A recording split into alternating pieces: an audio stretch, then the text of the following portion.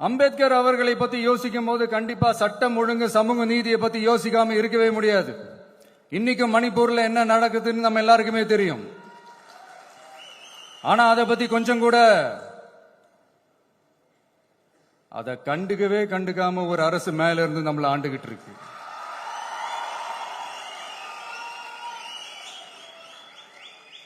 சரி, அங்கதான் அந்த அரசு அப்படி இருக்குன்னா இங்க இருக்கிற அரசு எப்படி இருக்கு?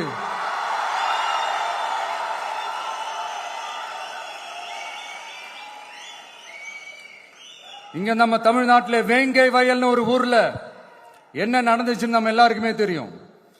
சமூக நீதி பேசுற இங்க இருக்கிற அரசு அதுக்கு எந்த விதமான ஒரு நடவடிக்கை எடுத்த மாதிரியே எனக்கு தெரியலையே.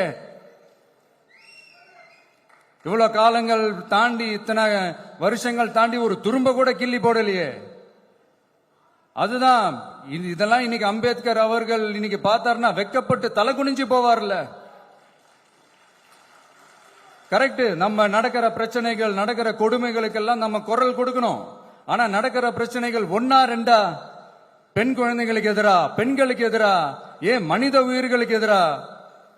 இதெல்லாம் நம்ம பார்க்கிறோம், படிக்கிறோம், மத்தவங்க கிட்ட இருந்து கேட்டு தெரிஞ்சுக்கிறோம். இதுக்கெல்லாம் ஒரு நிரந்தரமான ஒரு தீர்வு என்ன தெரியுமா? ரொம்ப சிம்பிள் தான். நம்ம தமிழ்நாட்டு மக்களுக்கு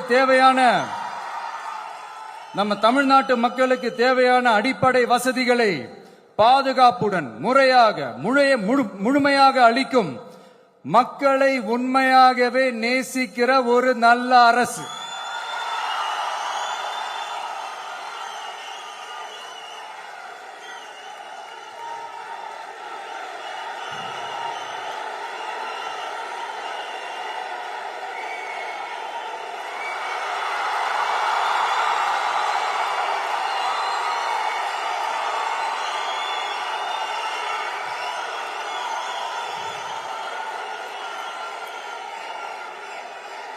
அதான் சொன்னேன், இது அமைஞ்சிட்டாலே போதும்.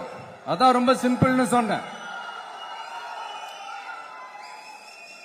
அதனால இங்க டெய்லி நடக்கிற பிரச்சனைகளுக்கு சம்பிரதாயத்துக்காக ட்வீட் போடுறதும், சம்பிரதாயத்துக்காக அறிக்கை விடுறதும், சம்பிரதாயத்துக்காக நானும் மக்களோட மக்களா இருக்கிறேன்னு காட்டிக்கிறதும், சம்பிரதாயத்துக்காக மழை தண்ணியில நின்று போட்டோ எடுக்கிறதும்,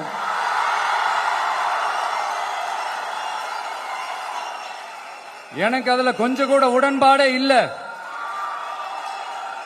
பட் என்ன பண்றது, நம்மளும் சம்பிரதாயத்துக்காக சில நேரத்தில் அந்த மாதிரி செய்ய வேண்டியதா போயிடுது.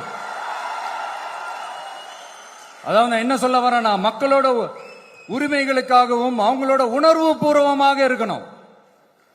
என்ன ஒவ்வொருத்தரும் அவங்க குடும்பத்துல ஒருத்தனா நினைச்சிட்டு இருக்கிற அவங்க தமிழ்நாட்டில் அவங்களுக்கு எங்க என்ன பிரச்சனை நடந்தாலும் அவங்களோட உரிமைகளுக்காகவும் அவங்களோட உணர்வு பூர்வமாக இருப்பேன்.